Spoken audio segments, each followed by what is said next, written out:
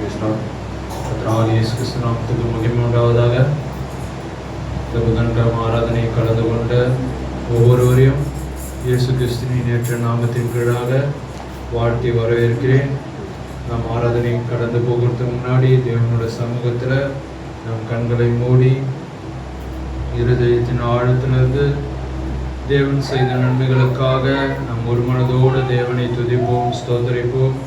ஸ்தோத்திரம் ஆண்டவரே, ஸ்தோத்திரம் கர்த்தாவே, ஸ்தோத்தரிக்கிறோம் ஆண்டவரே, உம்மை துதிக்கிறோம், போற்றுகிறோம், வாழ்த்துகிறோம் ஆண்டவரே ராஜா. ஹல்லேலூயா, ஹல்லேலூயா, ஹல்லேலூயா, ஹல்லேலூயா. அற்புதமானவரே, அதிசயங்களை செய்பவரே, உம்மை ஸ்தோத்தரிக்கிறோம், ஸ்தோத்தரிக்கிறோம் ஆண்டவரே. துதிக்கு பாத்திரரே, துயாதி தூயவரே, உம்மை ஸ்தோத்தரிக்கிறோம். எங்கும் நிறைந்த தேவனே, உம்மை ஸ்தோத்தரிக்கிறோம். ஒருவராய் பெரிய அதிசயங்கள் செய்பவரே, சாவாமை உள்ளவரே, உம்மை துதிக்கிறோம். ஹல்லேலூயா, ஹல்லேலூயா, ஹல்லேலூயா. தன்னை தாம் ஜீவிப்பவரே, தாமா ஜீவிப்பவரே, ஆதியும் அந்தமானவரே, அல்பா ஒமேகா மானவரே, சோதரிக்கிறோம், துதிக்கிறோம், போற்றுகிறோம், வாழ்த்துகிறோம் கர்த்தாவே. அதிசயங்களை செய்பவரே, சோதரிக்கிறோம். ஹல்லேலூயா, ஹல்லேலூயா. வானமுக சிங்காசன பூமிக பாதபடி மகா பெரிய தேவனே, சோதரிக்கிறோம், சோதரிக்கிறோம். ஹல்லேலூயா, ஹல்லேலூயா. தேவனே, உம்மை போற்றுகிறோம், வாழ்த்துகிறோம், வணங்குகிற ராஜா. ஆண்டவரே, உம்மை போற்றுகிறோம் கர்த்தாவே. நான் இருக்கிறவராக இருக்கிறேன் என்று சொன்னவரே, ஹல்லேலூயா, ஹல்லேலூயா. ஆபிரகாமின் தேவனே, ஈசாக்கின் தேவனே, யாக்கோபின் தேவனே, உம்மை ஸ்தோத்திரிக்கிறோம், துதிக்கிறோம், போற்றுகிறோம், வாழ்த்துகிறோம், வணங்குகிற ராஜா. ஹல்லேலூயா, ஹல்லேலூயா. அநேக அற்புதங்கள் செய்பவரே, உம்மை ஸ்தோத்திரிக்கிறோம், துதிக்கிறோம். ஹல்லேலூயா. ஆண்டவரே, யெகோவா தேவனே, உம்மை ஸ்தோத்திரிக்கிறோம், ஸ்தோத்திரிக்கிறோம். ஆண்டவரே, தண்ணீரை ரத்தமாய் மாற்றின தேவனே, உம்மை ஸ்தோத்திரிக்கிறோம். ஹல்லேலூயா, ஹல்லேலூயா. தேவனே, ஆண்டவரே, உன்னதிலிருந்து வானிலைக்கு இறங்கி வந்தவரே, உம்மை ஸ்தோத்திரிக்கிறோம். எங்களுக்காய் எளிமையில் பிறந்த இம்மானுவேலரே, உம்மை ஸ்தோத்திரிக்கிறோம். ஹல்லேலூயா, ஹல்லேலூயா. தேவனே, உம்மை போற்றுகிறோம், வாழ்த்துகிறோம் கர்த்தாவே. அதே மாறாத கர்த்தராகிய இயேசு கிறிஸ்துவே, தண்ணீரை திராட்சரசமாய் மாற்றினவரே, உம்மை துதிக்கிறோம். ஹல்லேலூயா, ஹல்லேலூயா. அநேக அற்புதங்கள் செய்தவரே, உம்மை ஸ்தோத்திரிக்கிறோம். ஹல்லேலூயா. அந்த கல்வாரி சிலுவையிலே எனக்காய் அடிக்கப்பட்டவரே, நொறுக்கப்பட்டவரே, வெளியேறப்பட்ட இரத்தத்தினாலே எங்கள் பாவங்களை கழுவினவரே, எங்கள் பாவ பரிகாரியை உம்மை ஸ்தோத்திரிக்கிறோம், ஸ்தோத்திரிக்கிறோம். எங்கள் ஜீவ உபகாரியை உம்மை ஸ்தோத்திரிக்கிறோம். ஹல்லேலூயா, ஹல்லேலூயா. தேவனே, உம்மை போற்றுகிற கர்த்தாவே, எங்களுக்காய் மரித்தவரே, எங்களுக்காய் மறுவாழ்வு கொடுத்தவரே, உம்மை ஸ்தோத்திரிக்கிறோம், ஸ்தோத்திரிக்கிறோம். ஆண்டவரே, உம்மை போற்றுகிறோம் கர்த்தாவே, வாழ்த்துகிறோம் கர்த்தாவே. ஆண்டவரே, உம்மை துதிக்கிறோம் கர்த்தாவே. உம்முடைய ஜீவனை கொண்டு எங்கள் ஜீவனை ரட்சித்தவரே, உம்மை ஸ்தோத்திரிக்கிறோம். ஆண்டவரே, மரணத்தை வென்றவரே, பாதாளத்தை வென்றவரே, உலாவுகிற தேவனே, உம்மை ஸ்தோத்திரிக்கிறோம். 7 சபை காலங்களின் தேவனே, உம்மை ஸ்தோத்திரிக்கிறோம். பவுலின் தேவனே, தீர்க்கதரிசி பிரணாமின் தேவனே, உம்மை ஸ்தோத்திரிக்கிறோம். சத்திய ஆவியானவரே, சகல சத்தியத்துக்குள் நடத்துகிறவரே, உம்மை ஸ்தோத்திரிக்கிறோம். ஹல்லேலூயா. நேற்றும் இன்றும் என்றும் மாறாத கர்த்தாவே, உம்மை ஸ்தோத்திரிக்கிறோம். ஹல்லேலூயா, ஹல்லேலூயா. தேவனே, இந்த ஆராதனைக்கு என்று எங்களை தகுதிப்படுத்து கர்த்தாவே. ஆண்டவரே, இந்த ஆராதனைக்கு என்று எங்களை பரிசுத்தப்படுத்து கர்த்தாவே. தேவனே, உம்மை வருந்தி அழைக்கிறோம் கர்த்தாவே. ஆண்டவரே, ஆராதனை முழுவதும் உடைய கட்டுப்பாட்டுக்குள் வைத்துக் கொண்டு கர்த்தாவே. ஆண்டவரே, உம்மை நன்றியோடு துதிக்கிறோம், ஸ்தோத்தரிக்கிறோம் ராஜா. தேவனே, நீர் செய்த நன்மைகளுக்காக, கிருபைகளுக்காக கொடா கோடி நன்றி செலுத்துகிறோம் கர்த்தாவே. நன்றி ராஜா, நன்றி கர்த்தாவே, நன்றி ராஜா. சோத்ரம், சோத்ரம், சோத்ரம், சோத்ரம், சோத்ரம். என் ஞான கல்வி செல்வங்களெல்லாம் ஒன்றுமில்லை குப்பையென்றுகிறேன். என் ஞான கல்வி செல்வங்களெல்லாம் ஒன்றுமில்லை குப்பையென்றுகிறேன். என் நீதி நியாயங்கள் அழுக்கான கந்தை என்றே உணர்ந்தேன் என் இயேசுவே. அனுதினமும் முன்னில் நான் வளர்ந்திடவே உம் அனுக்கிரகம் தர வேண்டுமே. அனுதினமும் முன்னில் நான் வளர்ந்திடவே உம் அனுக்கிரகம் தர வேண்டுமே. என்னால் ஒன்றும் கூடாதையா, உம்மால் எல்லாம் கூடும். என்னால் ஒன்றும் கூடாதையா, உம்மால் எல்லாம் கூடும். அனுதினமும் உன்னில் நான் வளர்ந்திடவே உம் அனுக்கிரகம் தர வேண்டுமே. நன்றி ராஜா. ஆண்டவரே, ஆண்டவரே உம்மை துதிக்கிறோம் கர்த்தா. ஆண்டவரே, எங்களோட ஞானம், எங்களோட திறமை எல்லாமே குப்பையா இருக்குது கர்த்தா. நாங்கள் உம்முடைய ஆண்டவரே வழி நடத்தின்படி, உம்முடைய வார்த்தையின்படி எங்களை பலப்படுத்துறாச்சா. உம்முடைய ஞானத்தை எங்களுக்கு தாரும் கர்த்தா. ஆண்டவரே, உங்களுடைய பரிசுத்த வார்த்தை எங்களை பலப்படுத்து கர்த்தா. ஆண்டவரே, நாங்கள் ஒன்றும் இல்லையே கர்த்தா, எல்லாமே நீர் மாத்திரம் கர்த்தா. அனுதினமும் ஆண்டவரே எங்களை ஆண்டவரே பரிசுத்தாவினால் வழிநடத்து கர்த்தா. அனுதினமும் ஆண்டவரே எங்கள் பரிசுத்த வாழ்க்கையில நாங்கள் மேம்படுத்த, எங்கள் பரிசுத்த வாழ்க்கையில் நாங்கள் முன்னேற எங்களுக்கு உதவி செய்யறாஜா. ஆண்டவரே, எங்கள் உலகத்தின் காரியங்களை எடுத்து போடுறாஜா. உலக சிந்தையங்களை மறக்கடிய செய்யும் கர்த்தா. நாங்கள் கிறிஸ்துவின் சிந்தையாய் மாற ஆண்டவரே உங்களுடைய அன்பை தரித்து கொள்ள எங்களுக்கு உதவி செய்யறாஜா. நன்றி கர்த்தா. மேலும் நன்றியோடு துதிக்கிறோம் ராஜா. சோத்திரம் சோத்திரம். ஆராதனை தொடக்கமாக ஜெபிக்கும்படியாக, ஆராதனை தொடக்கமாக ஆசீர்வாதத்துக்காக ஜெபிக்கும்படியாக வசந்த் அவர் கேட்டுக்கொள்வோம்.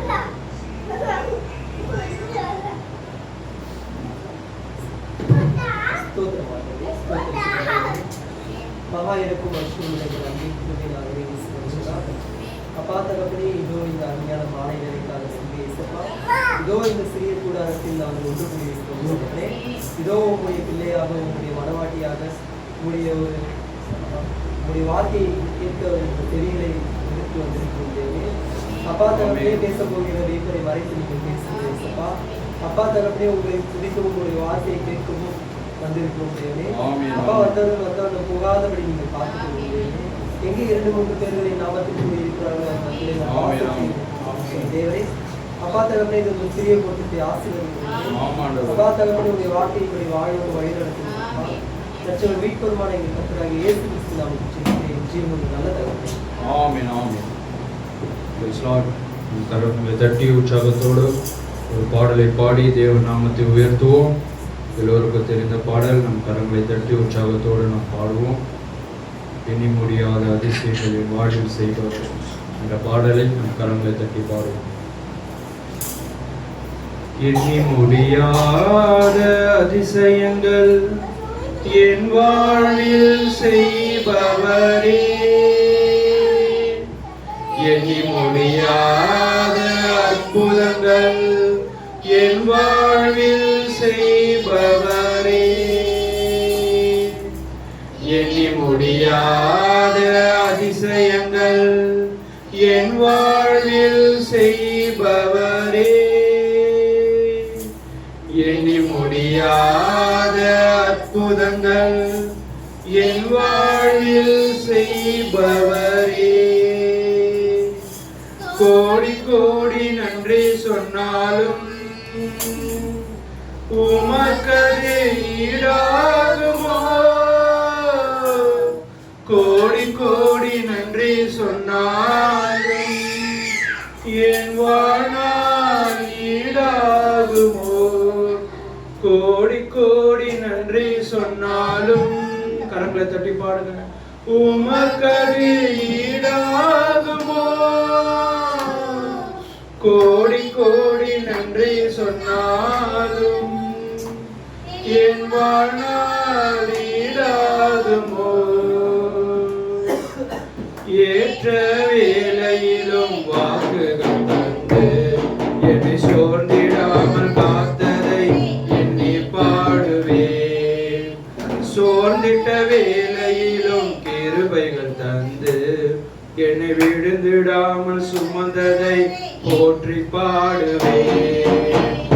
ஏற்ற வேளையிலும் வாக்குகள் தந்து என்னை சோர்ந்திடாமல் காத்ததை எண்ணி பாடுவேன். சோர்ந்திட்ட வேளையிலும் கிருபைகள் தந்து என்னை விழுந்திடாமல் சுமந்த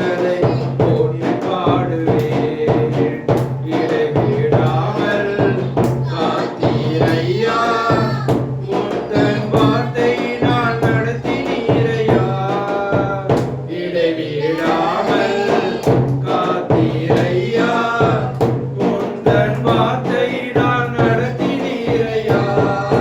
கோடி கோடி நன்றி சொன்னாலும் நன்றி சொல்லுங்க. உமக்கது ஈடாகுமோ? கோடி கோடி நன்றி சொன்னாலும் என் வாழ்நாள் ஈடாகுமோ? கோடி கோடி நன்றி சொன்னாலும் உமக்கது ஈடாகுமோ?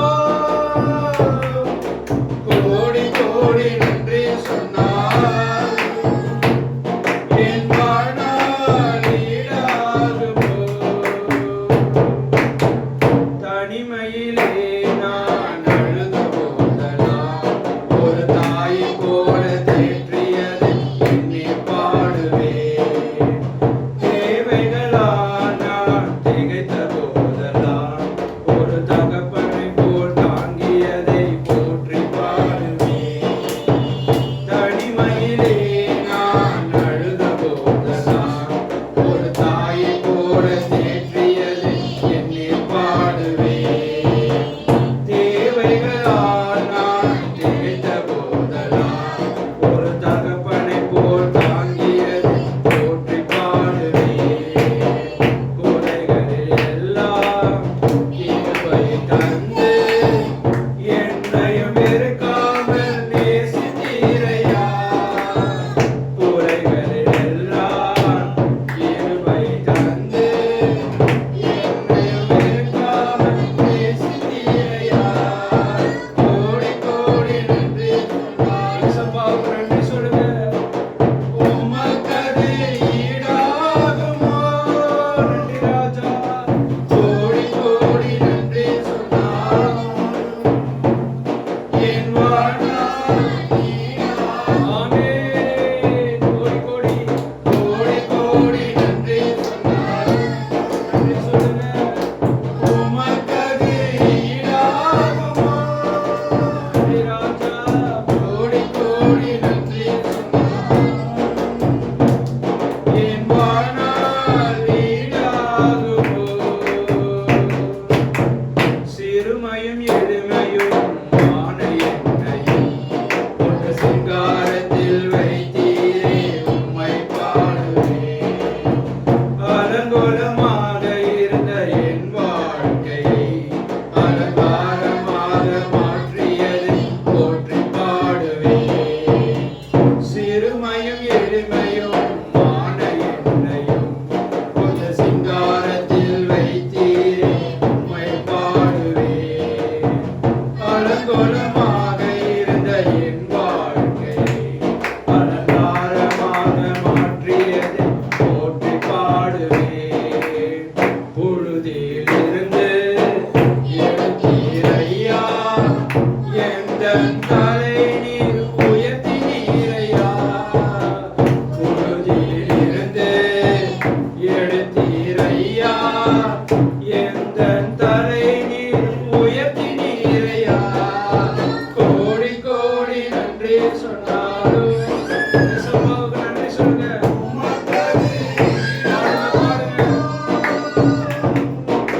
கோடி கோடி நன்றி சொன்னாலும் என் வாழ்நாள் ஈடாகுமோ?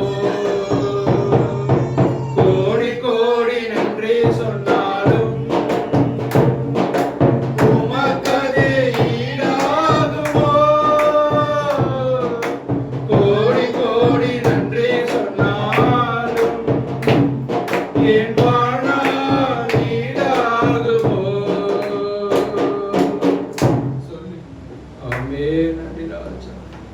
ஆண்டவரே, எத்தனை கோடி நன்மைகளை நாங்கள் ஏறெடுத்தாலும் ஆண்டவரே, பொழுதிலும் ஆண்டவரே ஒன்றுக்கும் உதவாத எங்களை ஆண்டவரே எங்களை தூக்கி நிறுத்தி ஆண்டவரே இன்றைக்கு உம்முடைய பிள்ளைகளாய் மாற்றினீர் கர்த்தாவே. ஆண்டவரே, எத்தனை ஜென்மம் எடுத்தாலும் எத்தனை நாட்கள் நாங்கள் உமக்கு நன்றி சொன்னாலும் ஒரு நாளும் போதாது கர்த்தாவே. அவ்வளோ நன்மைகள் எங்கள் வாழ்க்கையில் நீ செய்து கொண்டிருக்கிறீர். ஒவ்வொரு நாளும் கர்த்தாவே நாங்கள் கண்ணோக்கி பார்க்கிறோம் கர்த்தாவே. எங்கள் முன்னாடி நீர் அநேக அற்புதங்கள் செய்து கொண்டிருக்கிறார். அதுக்கெல்லாம் நாங்கள் நன்றி சொன்னால் எங்கள் வாழ்க்கையில் வாழ்நாளே போதாது ராஜா. நீர் அவ்வளோ நன்மைகள் செய்கிற தேவன் ராஜா. உங்களுடைய நன்மைகளுக்காக கொடா கோடி நன்றி சொல்லுவோம் கர்த்தாவே. நன்றி ராஜா. ஆமீன். உற்சாகத்தோட பாடி ஒவ்வொரு ஊரையும் தேவன் தாமே ஆசீர்வதிப்பாராக. நம் வார்த்தைக்காக பயபக்தியோடு இருக்கும்போது பாஸ்டரை முன்னாடி அழைப்போம் வார்த்தையை பிரசங்கிக்கும்படியால். எல்லோரும் எழுந்து நிலுங்க.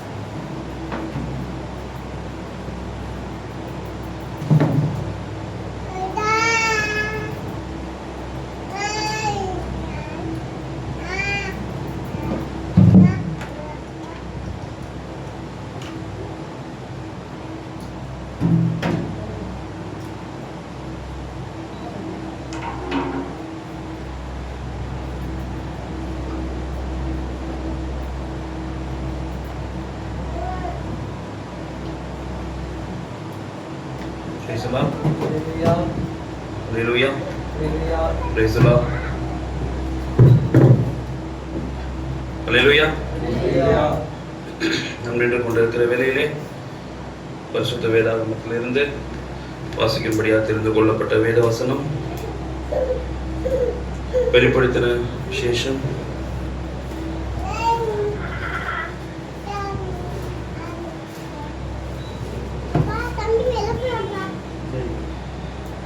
3ஆம் அதிகாரம் 20ஆம் வசனத்தை நான் வாசிக்கிறேன். இதோ வாசற்படியிலே நின்று தட்டுகிறேன். ஒருவன் என் சத்தத்தை கேட்டு கதவை திறந்தால் அவனிடத்தில் நான் பிரவேசித்து அவனோடு போஜனம் பண்ணுவேன், அவனும் என்னோடு போஜனம் பண்ணுவான். 22 ஆவியானவர் சபைகளுக்கு சொல்லுகிறதை காது உள்ளவன் கேட்க கடவன் என்று எழுது. ஆமென். கர்த்தர் தாமே ஆசீர்வதிப்பாராக. வாசித்த வேத வசனத்தை நாம் உட்காரலாம். அன்பான சகோதர சகோதரிகளே,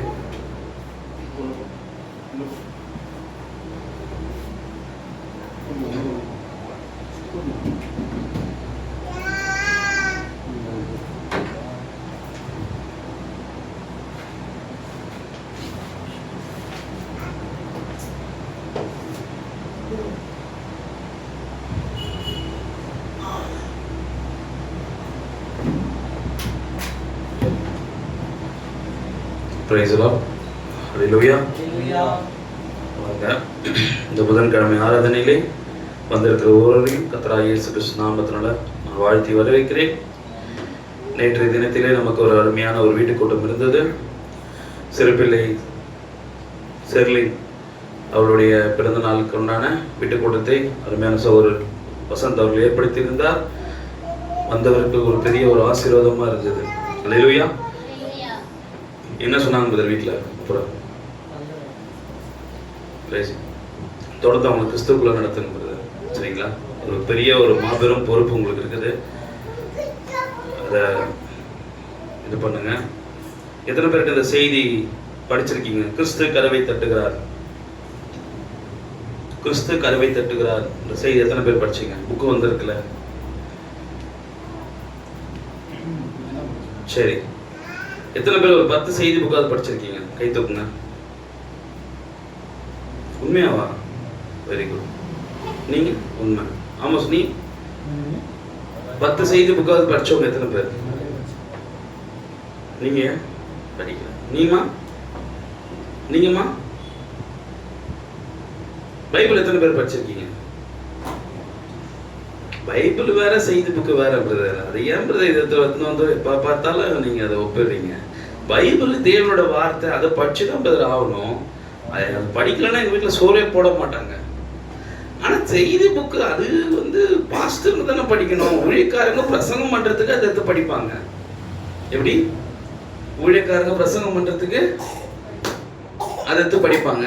நாங்கள் ஏன் பிரதர் அதெல்லாம் படிக்கணும்? அப்படிதானம்மா? அப்படிதானே? வேற எதுனால படிக்காம இருக்கீங்க? நீங்க படிக்கலன்னா இந்த செய்தி கிறிஸ்து கதவை தட்டுகிறார். கிறிஸ்து பாருங்க, அன்றைக்கு கிறிஸ்துவானவர் மனிதனாக பூமிக்கு வந்து மாபெரும் ஒரு மகா தீர்க்கதரிசியாக பூமிக்கு வந்து ஒவ்வொரு தேவாலயத்திலும் போய் கதவை தட்டினார். ஒவ்வொரு தேவாலயத்துல போய் கதவு தட்டல, உள்ளதான் இருந்தார். அவர் என்ன பண்ணாரு? ஆக்சுவலா உள்ளதான் இருந்தார். உள்ள இருந்தவங்களை வெளியே இருந்து ஊழியம் பண்றாரு. உள்ளவும் போறாரு, வெளியே இருந்து ஊழியம் பண்றாரு. முதலாம் வருகையில இயேசு கிறிஸ்து வெளியே இருந்து அடையாளம் அற்புதங்கள் செய்யறாரு. அதே சேம் டைம் சபைக்குள்ளேயும் போறாரு. போனாரா இல்லையா? வேதவசனம் சொல்லுது அவர் நாள்தோறும் தேவாலயத்துக்கு சென்றாராம். சோ அவர் வாழ்நாள் முழுவதும் சர்ச்சுக்கு போயிருக்காரு. பிரைஸ் லார்ட், அல்லேலூயா. நான் சொல்றது எத்தனை பேர் புரியும் தெரியல. அவர் சர்ச்சில் போயிட்டு அவரு நானும் பிதாவும் ஒன்றா இருக்கிறோம்னு சர்ச்சுக்குள்ள போயிட்டு என்ன சொன்னாரு? நானும் பிதாவும் ஒன்றா இருக்கிறோம். பாருங்க, இயேசு கிறிஸ்து சபைக்கு வெளியே இருந்து சொல்லும் போது கேட்ட ஜனங்க இயேசு கிறிஸ்து சபைக்கு உள்ள போயிட்டு தேவாலயத்துக்கு உள்ள போயிட்டு இந்த வார்த்தை சொல்றாரு, நானும் பிதாவும் ஒன்றா இருக்குன்னு சொல்றாரு. அப்ப அவங்க என்ன பண்றாங்க பாருங்க. யோவான் 8ஆம் அதிகாரம்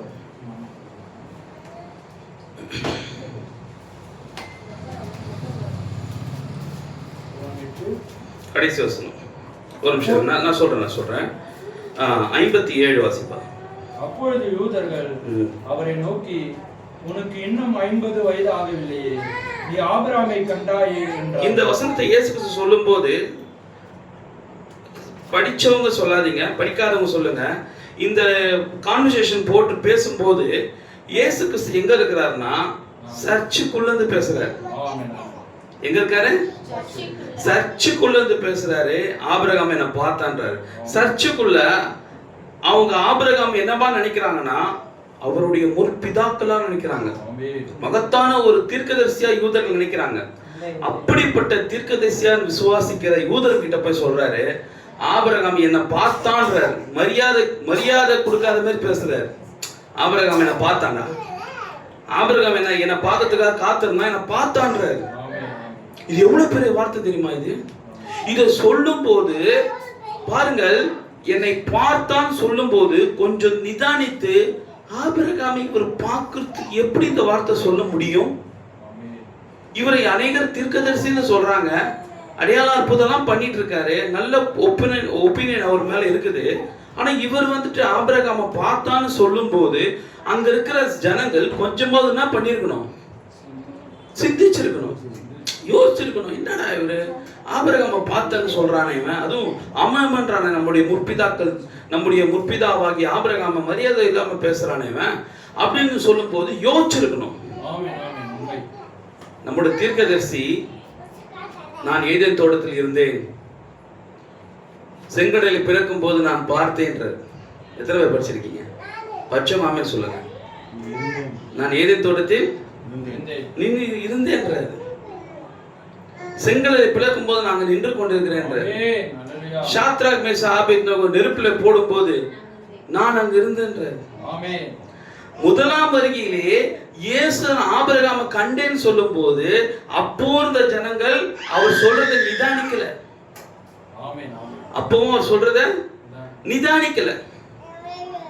தீர்க்கதரிசி சொல்லும் போதும் இன்னைக்கு இருக்கிற ஜனங்கள் நிதானிக்கல. இயேசு கிறிஸ்து இந்த வார்த்தை யூஸ் பண்றாரு. ஆபிரகாம் என்னை கண்ட என் நாளை காண ஆசையா இருந்தான், கண்டும் களி கூர்ந்தான் போது இந்த வார்த்தையை தீர்க்கதரிசி சொல்றாரு. நான் ஏதேன் தோட்டத்தில் தேவன் நடந்து வருகிற அந்த சருகு சத்தத்தை நான் கேட்கிறேன். அந்த சருகு சத்தத்தை நான் கேட்கிறேன். ஆதாம் ஏவாளும் அந்த ஒரே ஆட்டுத்தோலை போட்டுக்கொண்டு அந்த தோல் ரத்தம் சொட்டி கொண்டு அவர்கள் ஏதேன் தோட்டத்தை விட்டு வெளியே வரும்போது தேவன் நின்று கொண்டு அழுதிருக்கிறதை நான் பார்க்கிறேன். சொல்லுங்க.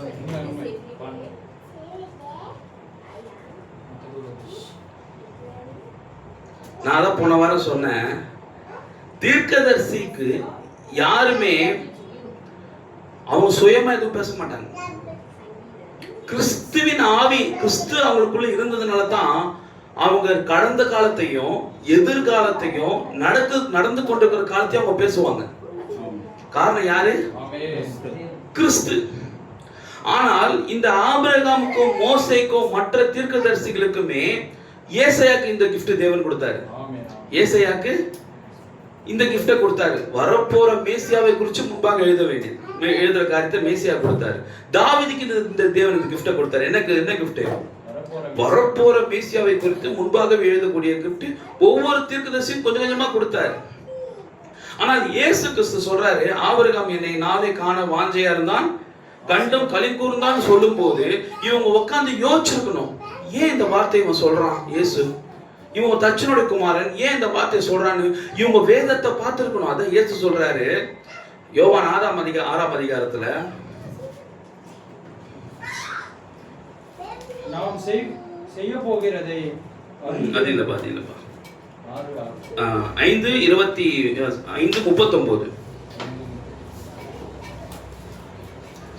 வேத வாக்கியங்களை ஆராய்ந்து பாருங்கள், அவைகளால் உங்களுக்கு நித்திய ஜீவன் உண்டு என்று எண்ணுகிறீர்கள்.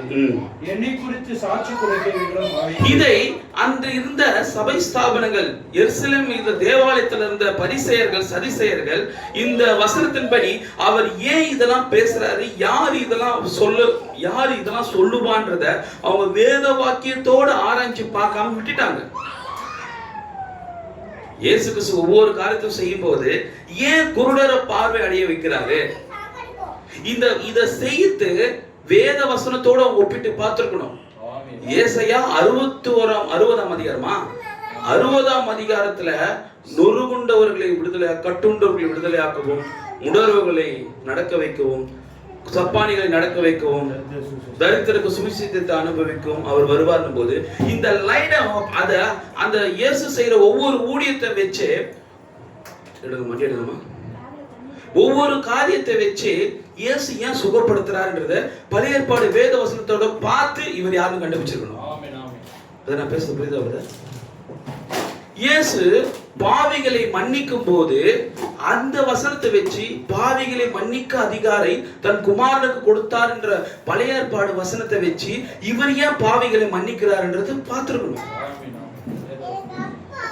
நீ கிறிஸ்துவை, இயேசு கிறிஸ்துவை, தேவனை நீ அடையாளம் கண்டுகொள்வது எப்படின்னா, முன்பு சொல்லப்பட்ட வேத வசனத்தோடு இன்றைக்கு செய்திருக்கிற நபர் அவர் செய்யறதும் சொல்றதும் வேத வார்த்தையோடு மேட்ச் பண்ணி பார்த்து. புரியுதா? இயேசு கிறிஸ்து செய்யற அடையாளத்தையும் அற்புதத்தையும் பார்த்துட்டு கோவப்பட்டாங்களே தவிர இது எல்லாத்தையும் பழைய ஏற்பாடுல வச்சு இவங்கள பார்க்க தெரியல. என்னதான் சொல்ல வர ஆமோஸ், ஒரு 10 நிமிஷம் ஒரு அரை மணி நேரம் உட்காந்து கேட்கறது எனக்கு யாரும் இன்னைக்கு டைம் இல்லை. அப்படி என்னப்பா உன்னை பேசி என்னப்பா உன்னை பண்ற போறாங்க? இன்னைக்கு ஒருத்தர் கூட மனோவா என்னதான் சொல்ல வராரு, என்ன டாக்டர் என்ன அவர் சொல்ல வராருன்னு ஒரு அரை மணி நேரம் உட்காந்து பிரதர் செய்தியை கேட்கறாங்க யூடியூப்ல. இவங்களா ஒரு முத்திரை குத்திக்கிட்டு பிரணாம் கிறிஸ்து உபதேசம், இவங்க வருகை முஞ்சிச்சு சொல்றது, இவங்க ராப்சர் முஞ்சிச்சு சொல்றது, இவங்க இதை சொல்றது, அதை இவங்களா ஒரு கற்பனை துணிகப்ப என்ன சொல்றது சொல்றாரு, யூகம் துணிகரமான பாவம், யூகித்தல் துணிகரமான பாவம்ன்ற இவங்களே யூகிச்சுக்கிறாங்க. மனவா இப்படியா, மனவா ஏதோ ஒரு லைன் எடுத்துக்கிட்டு பிரைஸ்லாம். இதேதான் காலகாலமாக கிறிஸ்துவின் ஆவி நமக்குள்ள இருந்து செய்யற போல நீங்க இயேசுக்குள்ள இருந்து செய்யும் போது அன்னைக்கு இருக்கிற ஜனங்களும் அவரோட தவறதான் புரிஞ்சுக்கிட்டாங்க. யாருமே வேத வாக்கியத்தோடு இவர் என்னப்பா சொல்றாரு, இப்போ கொஞ்ச நேரம் போய் பைபிளை பாரு, ஏசாயா ஆகமத்தை பார்க்கலாம், உபாகமம் 18:15 பார்க்கலாம், ஆதியாகமம் 3:16 சொல்லுது, 15 சொல்லுது, தலை நசுக்குவார் உன் குதிகால நசுக்குவாய் அவன் தலை நசுக்குவார். ஏதா இந்த மாதிரி வசனங்களை போய் பாருங்கப்பான்னு இவரே சொல்றாரு. வேத வாக்கியம் ஆராய்ச்சி பாருப்பா, நான் ஏன் இதெல்லாம் பண்ணிட்டு இருக்கேன், ஏன் இந்த போதனை நான் பண்றேன், நான் ஏன் இப்படிலாம் பேசுறேன், நான் ஏன் இதை செய்யறேன்றது என் கிட்ட கேட்காத, எல்லாம் பைபிள போய் படின்ற. அப்படி பைபிள போய் படிச்சுன்னா நான் ஏன் இதெல்லாம் பண்றேன்றது உங்களுக்கு தெரியும். அப்போ ஆபிரகாம் யாருக்காக காத்திருந்தான், யார் வரணும்னு காத்திருந்தான்? ஆபிரகாம் யார் வரணும்னு காத்திருந்தான்? அப்ப அந்த ஆபிரகாம் பார்த்த நபர் சொல்றாரு, ஆபிரகாம் என் நாளை இந்த வார்த்தையை எந்த தீர்க்கதரிசியாவது சொல்லியிருப்பாங்களா? மோசே சொல்லியிருப்பாரா? தாவீது சொல்லியிருப்பாரா? ஏசாயா சொல்லியிருப்பாரா? அட்லீஸ்ட் ஒரு யோவான் சொல்லியிருப்பானா? அப்ப இவங்க யாரும் சொல்லாத போது ஒருத்தர் மட்டும் ஆபிரகாம் பார்த்தன்னு சொல்லும் போது அங்க வந்து என்ன பண்ணிருக்கணும்னா, இதுதான் காலத்தின் சந்திப்புன்ற ஜங்ஷன், டைம் ஆஃப் ஜங்ஷன். யாரோ ஒருத்தர் புதுசா ஒரு விஷயத்த சொல்றாரு. என்ன சொல்றாருன்னா, ஆபிரகாம் நான் பார்த்தேன்னு போது யாருமே கிட்டத்தட்ட ஒரு 1000 வருஷமா யாரும் யூஸ் பண்ணாத வார்த்தையை இந்த இயேசுன்ற ஒருத்தர் யூஸ் பண்றாருன்னா, நீ என்ன பண்ணிருக்கணும், உடனே உன் கண்ணு என்ன பண்ணிருக்கணும், ஒரு தெளிவடைஞ்சு உனக்குள்ள ஏதோ ஒன்று. ஏன் இவர் சொல்றாரு, ஆபிரகாம் என்ன பார்த்தான்னு சொல்றாரு, அப்ப இவர் யாரா இருக்க முடியும்? நீ போயிட்டு பைபிளை போய் புரட்டி இருக்கணும், பழைய ஏற்பாடு வாசலாம் வாசிச்சிருக்கணும். ஆனா அதை விட்டுட்டு வேதத்தை எடுத்து வாசிக்கத்தை விட்டு அவனுக்கு என்ன செய்யறாங்க பாருங்க. 57. அப்பொழுது யூதர்கள் அவரை நோக்கி, உனக்கு இன்னும் 50 வயது ஆகவில்லையே, நீ ஆபிரகாமை கண்டாய் என்றார். பாருங்க, அதனால்தான் ஆண்டவர் சொல்றாரு, நீங்கள் எப்போதுமே மனிதனுக்குரியவைகளே சிந்திக்கிறீங்கன்றார். இயேசு கிறிஸ்து என்ன சொன்னாரு? சீஷர்களை பார்த்து சொல்ற, என்னடா எப்போ பார்த்தாலும் சோறு சோறு சோறு, எப்போ பார்த்தாலும் ஒரு விஷயத்த மாம்சமாவே புரிஞ்சுக்கிறீங்கடா, ஸ்பிரிச்சுவலா பாருங்கடா. அந்த ஏதேன் தோட்டத்துல கூட கனியை சாப்பிட்டாங்கன்னா கனின்னு எடுத்துக்கிறீங்க, பழம்னு எடுத்துக்கிறீங்க. ஏன் வசனம் சொல்லுது, ஆவிக்குரியவன் எல்லாவற்றையும் ஆவிக்குரிய வகையில் நிதானிக்க கடவன். இயேசு கிறிஸ்து மாம்ச சொபஸ்டிக் லைஃப் வாழ்ந்து போறதுக்காக அவர் வந்து மரிச்சாரு நம்மளுக்கு. ஏன் இந்த மனிதர்கள் எல்லாமே ஒரு பைபிளுடைய விஷயத்த மாம்சமாவே எடுத்துக்கிறாங்க? இவன் சொல்றான், ஏய் உனக்கு இன்னும் 50 வயசு ஆகலையாடா. யாரை பார்த்து சொல்றான்? ஆனா அவன் சொன்னது தப்பா ரைட்டா? சரிதான். சொல்லுமா, அவன் சொன்னது 100% சரிதான்.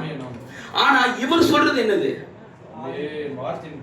இவரு தன்னை ஒரு தேவத்துவமா காட்டணும்னு நினைக்கிறாரு. ஆனா இவங்க எல்லாருமே அவர் என்னவாதான் பாக்குறாங்க? ஆனா அவரு எதிர்க்க இருக்கிற ஜனங்கள், என்னை எப்படியாவது நீ தேவன் ஏத்துப்பியா? இவரோட போக்கஸ் எல்லாம் என்னவா இருக்குதுன்னா, இந்த ஜனங்கள் எப்படியாவது என்ன நீ ஏத்துக்கணும்? நிறுத்தி நிதானமா சொல்லு, நிதானமா சொல்லு. ஒண்ணும் இல்லை, தேவனே சொல்லு, ஒன்னும் தப்பு கிடையாது. அவர் வந்துக்கிறது தீர்க்கதரிசியா தான் வந்திருக்கிறார், சரியா? அவர் தீர்க்கதரிசனம் யூதனை ஏத்துக்கினான், புறஜாதியும் ஏத்துக்கிச்சு, சீஷர்களும் எல்லாரும் தீர்க்கதரிசி தான் ஏத்துக்கினாங்க. ஆனால் என்ன தீர்க்கதரிசின்னு ஏத்துக்கினாங்கன்னா, யூதர்கள் அவரை கள்ள தீர்க்கதரிசின்னு ஏத்துக்கினாங்க. ஒரு சில பேர் அவர் தேவனுடைய தீர்க்கதரிசின்னு ஏத்துக்கினாங்க. ஆனால் அவரை தன்னை ஒரு தீர்க்கதரிசியா தான் காமிச்சாரே தவிர, ஆனால் அவர் பேசுற ஒவ்வொரு வார்த்தையும் தீர்க்கதரிசிய போல இல்ல. அவர் பேசுற ஒவ்வொரு ஸ்டைலும் அது ஒரு சாதாரண ப்ராஃபட் பேசுற மாதிரி இல்ல. அவர் பேசுறது எல்லாமே ரொம்ப நாலேஜ் பர்சனா, ரொம்ப பெருசா பேசுறாரு. ஒரு உபதேசத்தை உடைக்கக்கூடிய அளவுக்கு ஒரு ஸ்பீச் இருக்குது. 10 கட்டளை சொல்லுது, இவர் சொல்றாரு நான் உங்களுக்கு சொல்லுகிறேன், ஒரு புதுசா ஒரு விஷயத்தை சொல்றாரு. சோ இது எந்த ப்ராஃபட்டும் செய்ய மாட்டாங்க, எந்த தீர்க்கதரிசியும் செய்ய மாட்டாங்க. அப்போ நான் உங்களுக்கு சொல்லுகிறேன். இயேசு கிறிஸ்து பாருங்க, தன் வாழ்நாளிலே கர்த்தர் உரைக்கிறதாவது சொல்லாத ஒரே நபர் பூமியில ஒருத்தர் இருப்பார் என்றால் அது இயேசு கிறிஸ்து ஒருவர் மாத்திரம். இயேசு கிறிஸ்து ஒருவர் மாத்திரம் என்ன வார்த்தை சொல்லல? கர்த்தர் உரைக்கிறதான்ற வார்த்தையை சொல்லல. ஏன் அந்த வார்த்தையை அவர் சொல்லல? ஏன்? அதனாலதான் சொன்னாரு, என்ன சொன்னாரு? மத்தேயு 11ஆம் அதிகாரத்துல என்னதான் பிரச்சனை ஜெரோமுக்கு என்னதான் பிரச்சனை? 2 அடி போட்டு அழ வச்சு தூங்க வச்சிருமா.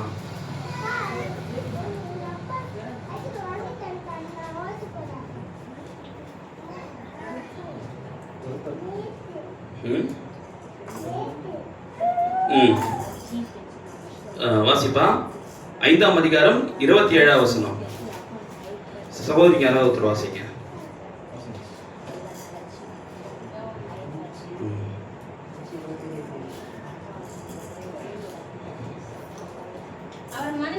உபச்சாரமாய் இருக்கிறபடியால் இல்லம்மா. விபச்சாரம் கரெக்டா படிக்கிறாரு பாரு. விபச்சாரம் செய்யாதிருப்பாயாக. அதுக்கு மேல சகோதரா 21 சகோதரா. கொலை செய்யாதிருப்பாயாக. மத்தேயு 5:21 சொன்னேன். படிங்க படிங்க. கொலை செய்யாதிருப்பாயாக. பாருங்க, இந்த கொலை செய்யாதிருப்பத வார்த்தை எங்க யூஸ் பண்ணது? இது பழைய ஏற்பாடு. அதான் எங்க யூஸ் பண்ணது இது? அதை சொல்லுப்பா. பழைய ஏற்பாடு 10 சொல்லிடாத. நீ கொஞ்சம் மெச்சூரிட்டி இல்ல, கொஞ்சம் கிட்ட வாங்க. 10 கட்டளையில ஒரு கட்டளை கொலை செய்யாதிருப்பாயாக. இந்த கட்டளை கொடுத்தது யாரு? தேவன் தான் கொடுத்தாரு. சரியா? அப்போ இந்த ஆர்டரை வந்து மோசே மாத்தல. இந்த வார்த்தையை தான் இயேசு கிறிஸ்து வர வரைக்குமாக ஃபாலோ பண்ணிட்டு இருக்காங்க. ஏன் இன்னி வரைக்கும் கூட இந்த வேர்டை யூஸ் பண்ணிட்டு இருக்காங்க. 10 கமாண்ட்மெண்ட்ஸ் தான் இன்னைக்கும் யூதர்கள் ஃபாலோ பண்றாங்க. பாத்தீங்களா? இதை 2000 வருஷத்துக்கு முன்னாடியே கொலை செய்யாதிருப்பாயாகன்னு இயேசு சொல்லிட்டு அடுத்த லைன் சொல்றாரு. வாசிப்பா. கொலை செய்கிறவன் நியாயத்தீர்ப்புக்கு ஏதுவாக இருப்பான் என்பதும் பூர்வத்தாருக்கு உரைக்கப்பட்டது என்று கேள்விப்பட்டிருக்கிறேன். பூர்வத்தாருக்கு உரைக்கப்பட்டது என்று கேள்விப்பட்டிருக்கிறேன். அப்போ நியாய பிரமாணம் இவர் என்ன பண்றாருன்னா, இயேசு கிறிஸ்து வந்துட்டு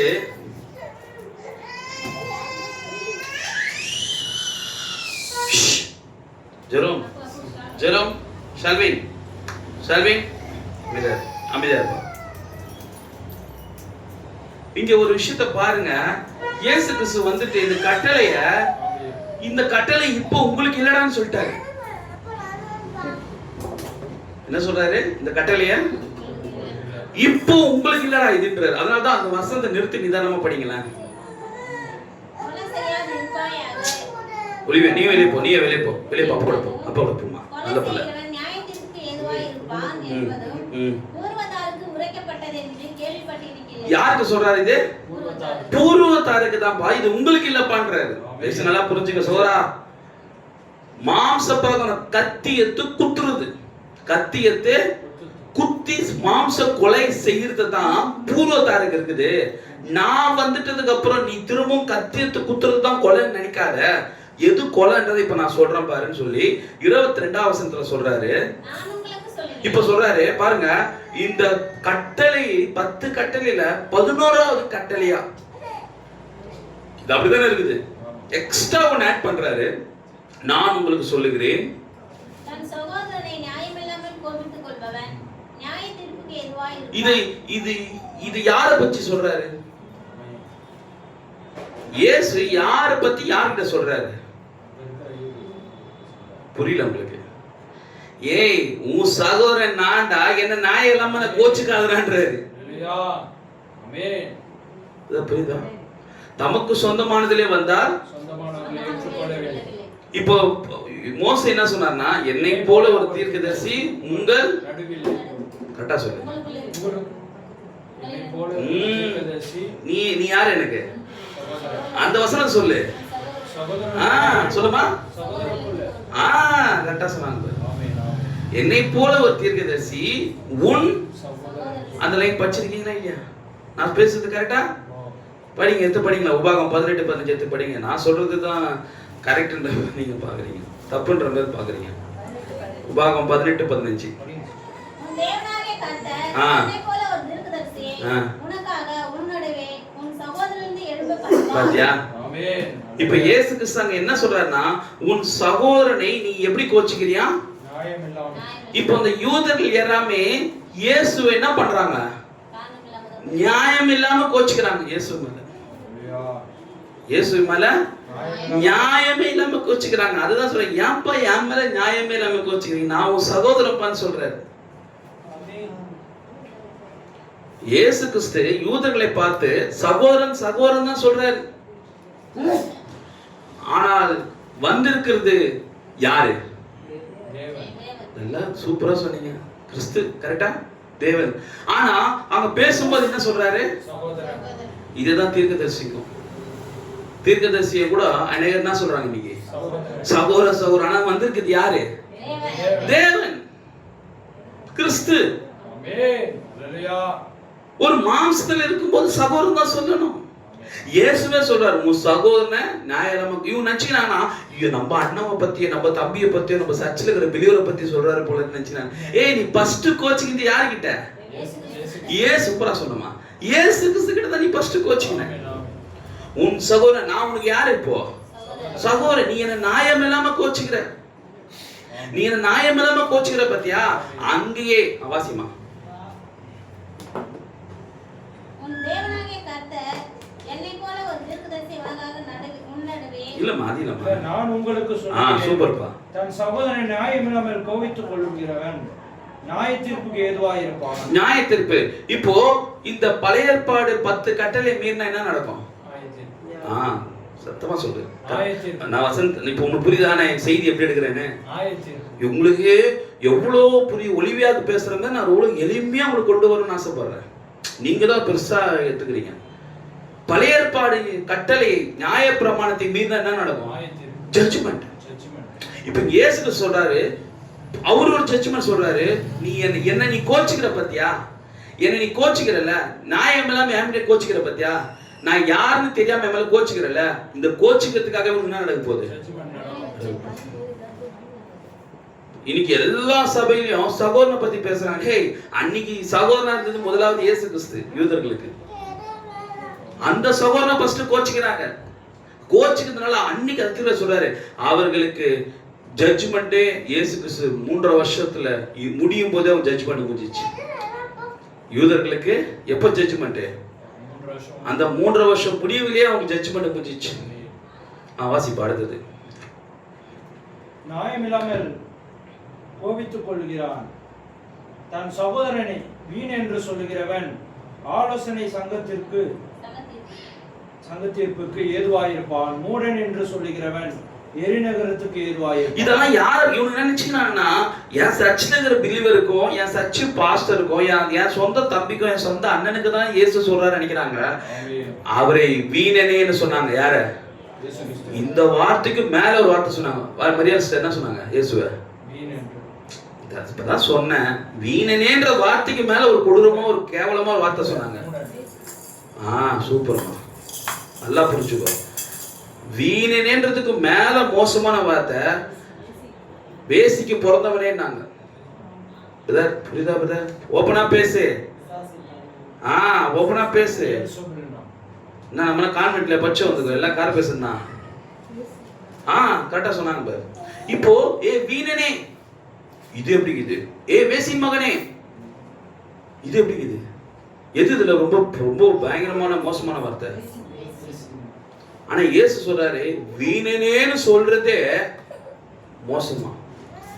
ஏ மூடனே, இயேசு சொல்றாரு, ஏ மூடனேன்னு சொல்லாத. ஆனா இவனுக்கு இயேசு அப்பா சொல்றானுங்க, ஏ பிசாசின் தலைவனேன்றாங்க. டிஃபரன்ஸ் பாரு. வீணனேன்னு சொல்றதுக்கும் திருவிடும் காது. வா உட்காரு. செல்ல ரொம்ப தலையில கொட்டணும் இனிமே உன்ன. உட்காரு. போ, வெளியே போ, விளையாடு போ. இங்க பாருங்க, ஒரு சைடு இயேசு சொல்றாரு வீணனேன்னு சொல்லாதறான்றாரு. ஆனா இவரு ஒழுங்கா பாரு, இவரு கொடுக்கிற பட்டம் என்ன? அந்த சகோதரர்கள் சொல்லுங்க. வீணனேன்னு இவர் சொல்றாருப்பா. ஒரு சகோதரன் என்ன பார்த்துட்டு வீணனே சொல்லாதீங்கன்றாரு. ஆனா இவனுங்க அவரை பார்த்து என்ன சொன்னானுங்க?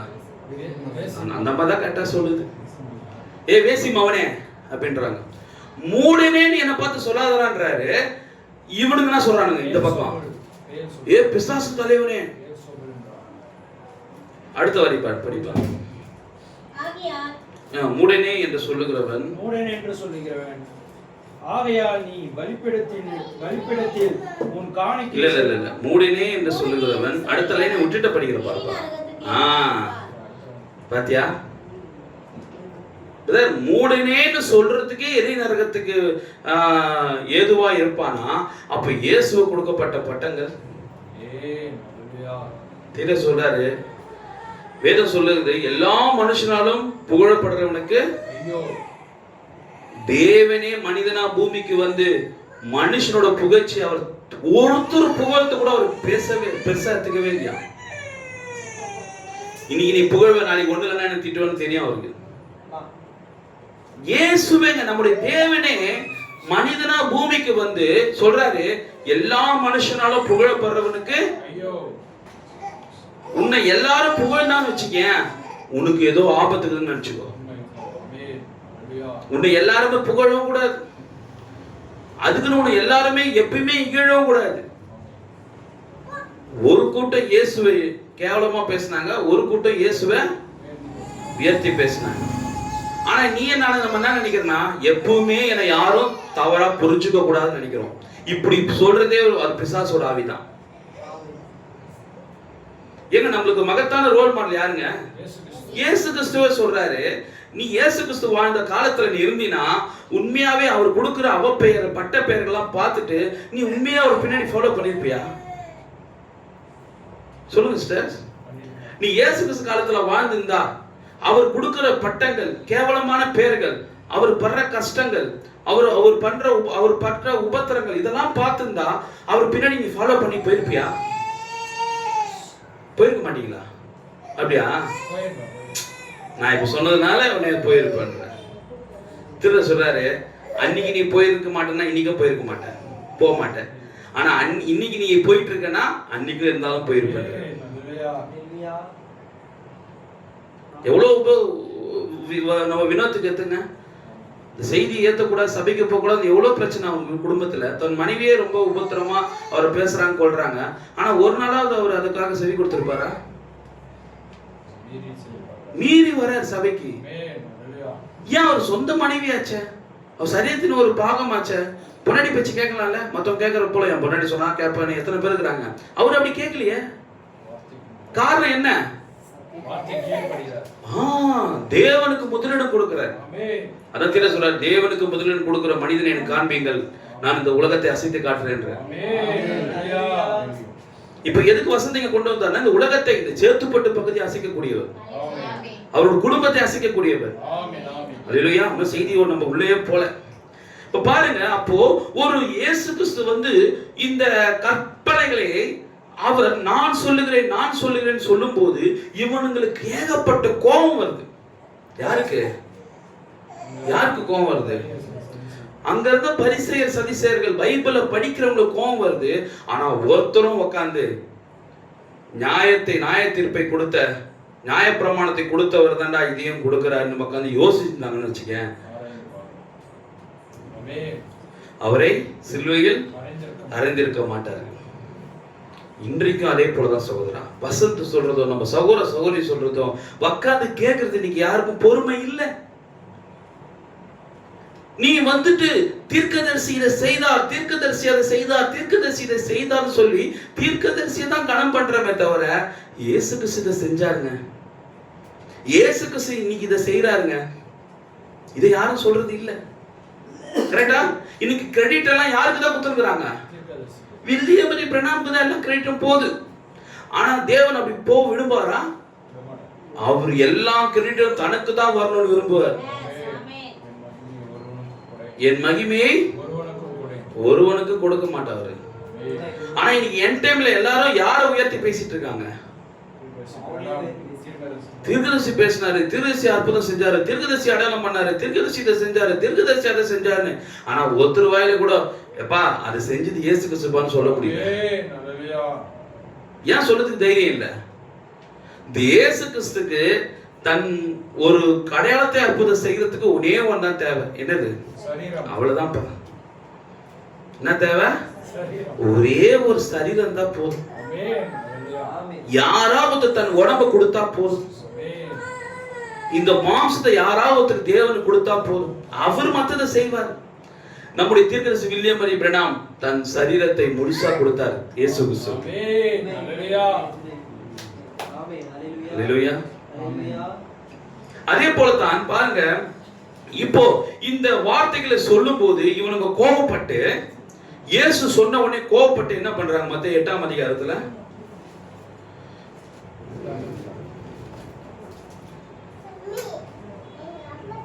58 வாசிப்பா.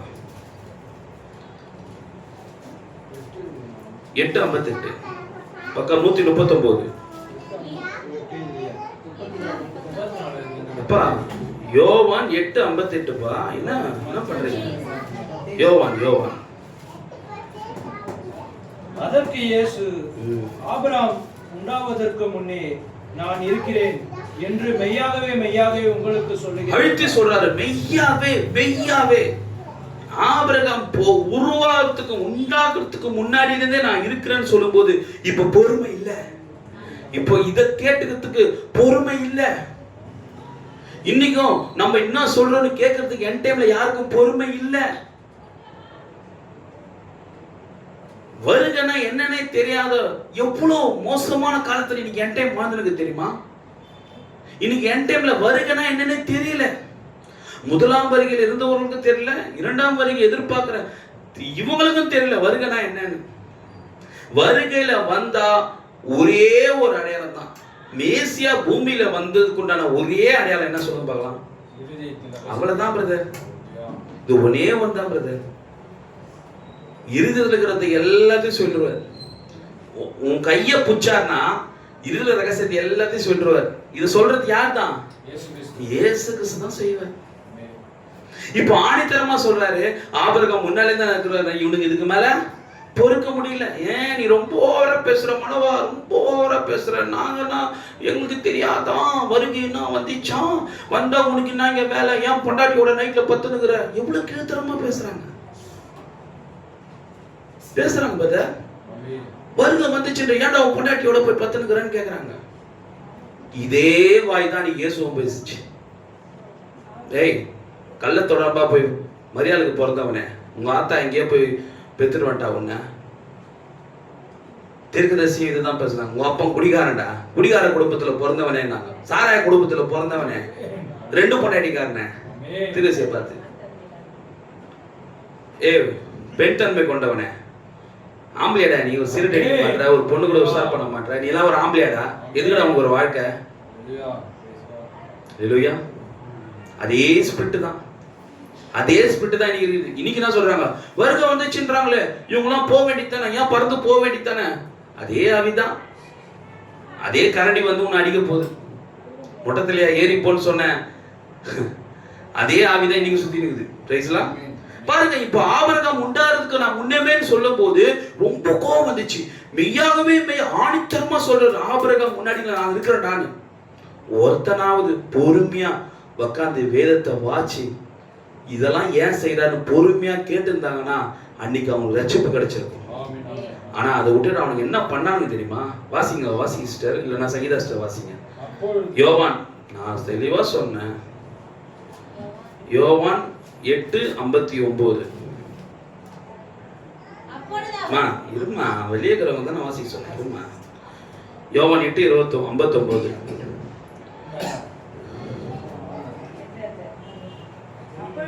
அப்பொழுது கல்லுகளை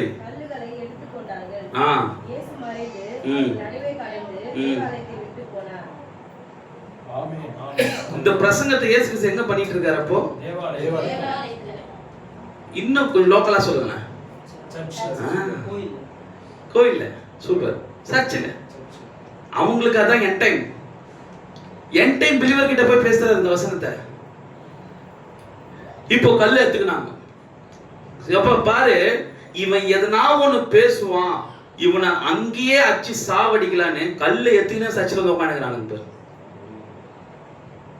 வசனம் தானங்க படிச்சது. டேய், நீ எதனா எடுத்து பார்த்திருக்கணும். இப்படி சொல்லும் போது இவனுக்கு எதை எடுத்து பார்த்திருக்கணும்? வேதத்தை எடுத்து பார்த்திருக்கணும். மனோவா என்ன சொல்ல வரான், டேவிட் என்ன சொல்ல வராரு, இங்க இருக்கிற சகோதரன் எழிலும் ஆமோஸும் ஸ்ரீதரும் பிரதர்ஸுங்களும் என்ன ப்ரோக்ரஸ் பண்றாங்கன்னு உட்கார்ந்து கேட்கறதுக்கு உங்களுக்கு நேரம் இல்ல. கோபப்படுறீங்க. நாங்க என்ன சொல்ல வரன்றது கேலியா? மேசியாவின் அடையாளம் ஒன்று மாத்திரம்தான், இருதயத்தின் யோசனையை வகையறுக்கிறது. மேசியா மாத்திரம் தான் சொல்லுவாரு, நான் அங்க இருந்தேன். வேற யாராலும் சொல்ல முடியாது. மேசியாவுடைய அடையாளம் என்ன? நான் அங்க இருப்பேன்னு சொல்லுவாரு, நான் இருந்தேன்னு சொல்லுவாரு, இருக்க போறேன்னு சொல்லுவாரு. இருந்தவரும் இருக்கிறவரும் வருகிறவரும் ஆகிய தேவனாகிய கர்த்தர். இத சொல்லும் போது, தேவாலயத்திலிருந்து சொல்லும் போது கல்லை எடுத்துக்கிட்டாங்க, அடிக்க போயிட்டாங்க. அவர் ஞானம் என்ன பண்றாரு? ஆமோஸ் ஒரு காரியத்தை சொன்னாரு, அது கொஞ்சம் உள்ள வந்தாருன்னா அது முடியும் போது அவர் சொல்லுவார். தீர்க்கதரிசி என்ன பண்றாராம், ஒரு பிரசங்கம் பண்ணி முடிச்சதுக்கு அப்புறம் ஏதோ ஒரு காரியத்தை கொஞ்சம் பேசிட்டு இயேசு கிறிஸ்து அவர்கள் மத்தியிலே மறைந்து விலகி சென்றார் சொல்லிட்டு தீர்க்கதரிசி என்ன பண்றாராம், இறங்கி பின்பக்கமா இறங்கி போயிடறாராம். இவங்களுக்கு ஒண்ணுமே புரியல. ஆமோஸ் படிச்சார், என்னன்னா இயேசு கிறிஸ்து மறைந்து விலகி அவர்கள் முன்பே சென்றார் அப்படின்னு சொல்லும், அவருக்கு கடந்து போனார்னு சொல்லும் போது தீர்க்கதரிசி அதே போல பிரசங்கம் பண்ணி முடிச்சிருக்கும் போது திடீர்னு பார்த்தா இறங்கி பின்வாசல் வழியா வெளியே வந்துட்டாராம். என்ன புரிஞ்சுது உங்களுக்கு? இயேசு கிறிஸ்து சொல்லுமா, தேவன் சொல்றது வந்து பொதுவான நம்ம வேர்டு. அது தேவன் வார்த்தை நம்ம தீர்க்கதரிசி பயன்படுத்தணும்ல, அது பொதுவான வேர்டு. ஆனால் இயேசு கிறிஸ்து அதை செஞ்சாரு சொல்றது தான் செகண்ட் கமிங். ஆமென் ஆமென் ஹalleluya. நீங்க நான் பல முறை சொல்லியிருக்கிறேன், தீர்க்கதரிசியோட செய்தி பேசும்போது அவர் ஒரு ஒரு எப்படி சொல்றதுன்னா, ஒரு காணா ஒரு கல்யாணத்தை குறித்து பேசினார்னா தீர்க்கதரிசி ஒரு மேரேஜை குறித்து பேசுவார் அடுத்த பேரால. இயேசு கிறிஸ்து பரிதிமை குருடனை பத்தி பேசினார்னா தீர்க்கதரிசி ஒரு குருடனை குறித்து பேசுவார், இந்தியாவில் நடந்த குருடனை குறித்து பேசுவார். இயேசு கிறிஸ்து ஒரு பெரும்பாலாசிரியை குறித்து பேசினார்னா அடுத்த பேரால தீர்க்கதரிசி என்ன சொல்லுவார்னா, ஒரு ஒரு சகோதரிக்கு உதிரப்போக்கு ரத்தப்போக்கு இருந்தது, ஒரு நீக்குற சகோதரிக்கு, அந்த சகோதரி பலவீனமா சபைக்கு வந்துக்கிறாங்க அப்படின்னு. என்ன புரிஞ்சுது? என்ன புரியுது? அப்போ நேற்றும் இன்றும் என்றும் இவங்க என்ன பண்ணிட்டாங்கன்னா பிரணாமுக்கு கிரெடிட்ட கொடுத்துட்டாங்க. இயேசு தான் அதை செய்ய முடியும், இயேசு கிறிஸ்து தான் அந்த காரியத்தை செய்ய முடியும். இப்போ அந்த இயேசு கிறிஸ்து முதலாம் வருகையிலே எவ்வளவோ போக்கஸ் பண்ணி அடையாளத்தினாலும் அற்புதத்தினாலும் தான் யார் என்பதை அவர் உறுதிப்படுத்தி காட்டி கூட சொல்றாங்க கடைசி வார்த்தை, எங்களுக்கு பரபாஸ் வேணும், இயேசுவை சிலுவையில் அறையும். இன்றைக்கு அதே தீர்க்கதரிசியை பார்த்து சொல்றாங்க, எங்களுக்கு பில்லி கிரகாம் ஓரல் ராபர்ட் வேணும், வில்லியம் மரிய பிரணாம் வேண்டாம். எங்களுக்கு வருகை வரலன்னு சொல்ற பிரசங்கியார் தேவை, மனோவா பிரசங்கம் தேவையில்லை. எது அதே ஆவிதான். எப்படி? அதே ஸ்பிரிட் தான். திரும்ப சொல்றாரு, அருமையா சொல்றாரு, கிறிஸ்து கதவை தட்டுகிறார். இப்போ இந்த முதலாம் வருகையிலே கிறிஸ்து எந்த கதவும் போய் தட்டல. முதலாம் வருகையில யாருடைய கதையும் போய் தட்டல. இந்த கதவை தட்டுற இந்த சப்ஜெக்ட் முதலாம் வருகையில அவர் தான் சொன்னாரு, தட்டு நான் தட்டுறேன்னு சொன்னாரா? முதலாம் வருகையில நீ தட்டு நான் திறக்கிறேன். முதலாம் வருகையில நீ என்ன ஃபர்ஸ்ட் தேடு, நீ என்ன தேடு, நான் வந்து ஒரு காட்சி அளிக்கிறேன். ஆனா செகண்ட் கமிங் அப்படி கிடையாது. செகண்ட் கமிங் அப்படி கிடையாது, அவரே வருவார். இப்போ இந்த கிறிஸ்து கதவை தட்டுகிறான்ற செய்தியை வாசிக்கும் போது தீர்க்கதரிசி அருமையா நிறைய காரியங்களை சொல்றார். பாருங்க, இது ஒரு வழக்கத்துக்கு மாறான ஒரு பகுதியாகும். யாரோ ஒருவர் கதவை தட்டுவதாக ஒரு படத்தை இது நமக்கு அளிக்கிறது. கதவை தட்டும் கிறிஸ்துவின் அந்த படத்தை வரைவதற்கான என் வாழ்நாளை செலவழிக்க அந்த ஓவியர் என்று இப்போ பேசிட்டே வரும்போது சொல்றாரு, அதற்கு அவர் நீங்கள் கிறிஸ்துவை வரைந்திருக்கிறீர்கள், அவருடைய படம், அவருடைய உருவப்படம் மிகவும் நேர்த்தியாக இருக்கிறது. அந்த கட்டிடம் யாரோ அவருடைய வீட்டை போல தோன்றுகிறது, ஆனால் கதவில் தாழ்பால் இல்லை. எனவே அவர் தாழ்பால் இல்லாத ஒரு கதவை தட்டி கொண்டிருக்கிறார். இந்த படத்தை பார்த்தீங்கன்னா இது தாப்பால் இல்லாத ஒரு கதவு மாதிரி இருக்கும். இந்த படம் தாப்பால் இல்லாத ஒரு கதவு போல. இந்த படத்தை தான் தீர்க்கதரிசி காலத்துல வரைஞ்ச படம். இது தீர்க்கதரிசி காலத்துல வரைஞ்ச படங்க. இதே படத்தை தீர்க்கதரிசி காலத்துல வரைஞ்ச படம். சரிங்களா? அந்த ஓவியர், ஓ இல்லை ஐயா, இந்த கதவில் தாழ்பால் உட்புறத்தில் இருக்கிறது என்றார். தாழ்பால் உட்புறத்தில் இருக்கிறது. இப்போ இயேசு கிறிஸ்து இந்த இரண்டாம் வருகையிலே பாருங்கள், 2000 வருஷமா கதவு தட்டல. 2000 வருஷமா எந்த கதவையும் போய் தட்டல. ஆனால் தீர்க்கதரிசி ஒரு தலைப்புக்கு பின்னாடி ஏதோ ஒரு விஷயம் இருக்குது. இப்போ அந்த புக்கோடைய தலைப்பு பேர் என்ன? புக்கு தலைப்பு என்ன? ஃபர்ஸ்ட் என்ன சொன்னீங்க? யார் கதவுனே தெரியல. கிறிஸ்து கதவை தட்டுகிறாராம். புரியுதா? கிறிஸ்து என்னவா இருக்கிறாரு? ஆவியா இருக்கிறாரு. ஆவிக்கு ஒரு கரம் இருக்குமா? ஆவிக்கு கை இருக்குமா? ஆவி போய் கதவு தட்டுமா? ஆனால் தீர்க்கதரிசி தலைப்பு என்ன வைக்கிறாரு? கிறிஸ்து கதவை தட்டுகிறார். இப்போ உங்களுக்கு புரியுற மாதிரி நான் சொல்றேன். இப்ப கிறிஸ்து ஆவியா இருக்கிறார். கிறிஸ்து என்றால் வார்த்தையா இருக்கிறது, சரியா? இப்ப இந்த வார்த்தையே யாரோட மனித தயவு இல்லாம உன்கிட்ட வந்ததா?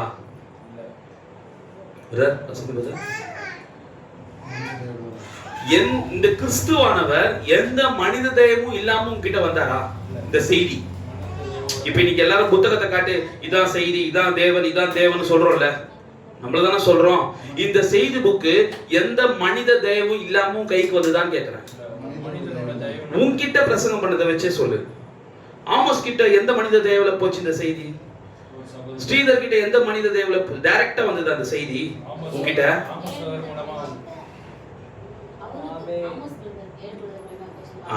கரெக்டா?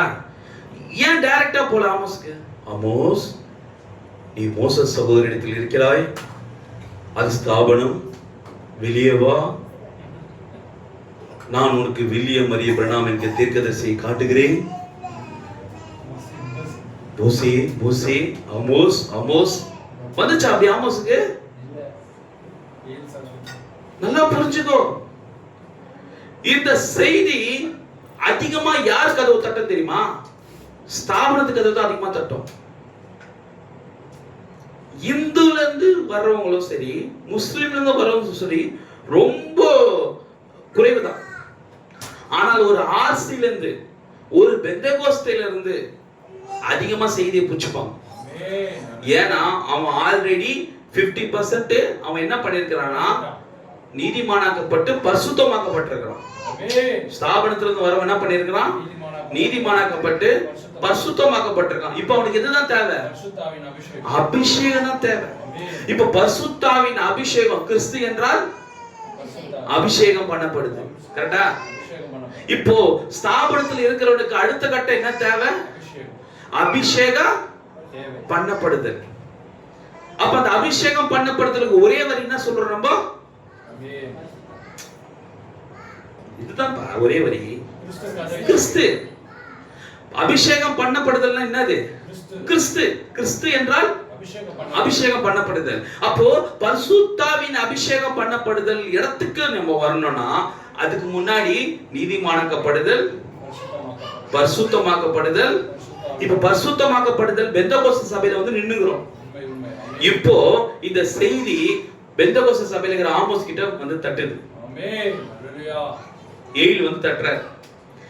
ஏயில் வந்து தட்டி என்ன சொல்றாரு?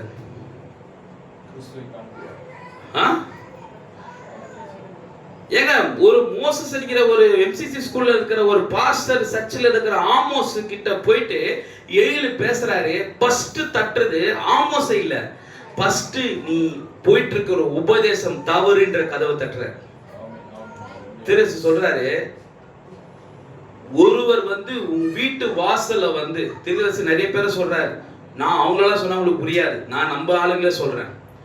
நம்முடைய சிஎம் ஐயா வந்து உன் வீட்டு வாசல்ல, இப்ப இருக்கிற உன் வீட்டு வாசல்ல, நம்ம ஸ்ரீதர் வீட்டு வாசல்ல வந்து அவர் வந்து கதவை தட்டினார்னா நீ திறந்து பார்த்து என்ன சொல்லுவ? மதியானமா சொல்லட்டும், நம்ம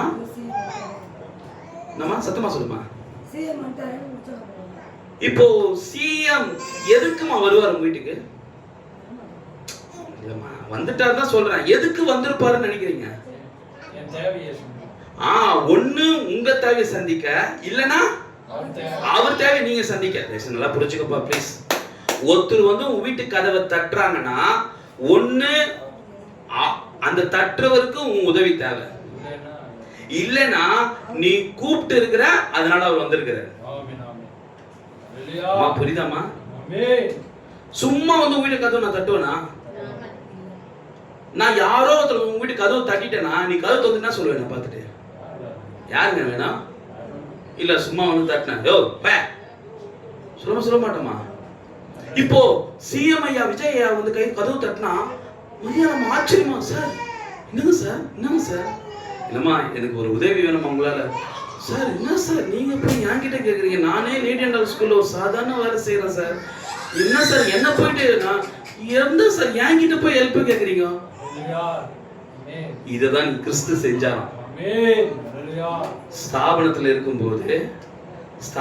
இருக்கும்போது கிறிஸ்து வந்து கதவை தட்டி நம்ம கிட்ட என்ன பண்ணாருன்னா, மகனே மகனே எனக்கு ஒரு உதவி செய்வியா? என்ன உதவி? நான் குடியிருப்பதற்கு உன் சரீரத்தை கொடுப்பியா? ஹல்லேலூயா. இப்போ சீமையா வந்து கதவை தட்டின உடனே திரு சொல்றாரு, அந்த நியூஸ் அந்த சேம் டைம் யாருக்கெல்லாம் போகும்?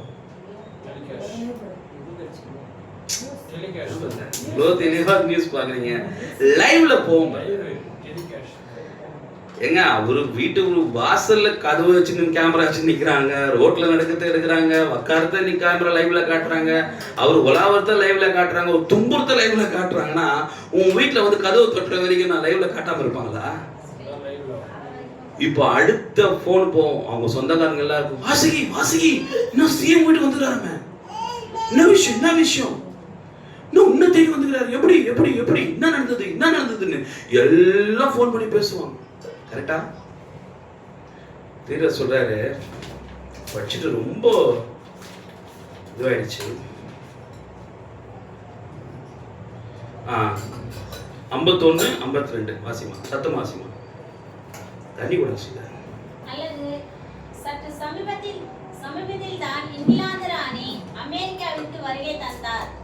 அவர் இங்குள்ள மிடில் டவுனுக்கோ அல்லது நீங்கள் வசிக்கும் நகரங்களில் ஒன்றுக்கோ உங்கள் வீட்டிற்கோ வந்து கதவில் ஒரு தட்டலை நீங்கள் கேட்டு நீங்கள் கதவருகே சென்றபோது அவர் நான் இங்கிலாந்து ராணி என்று சொல்லி இருந்தால் என்னவாக ஆகியிருக்கும்? என்ன இங்கிலாந்து ராணி சிஎம் விஜய் சீரியஸ் சொல்ல மாட்டார்ல, ஆனா இங்கிலாந்து ராணி சொல்றாரு.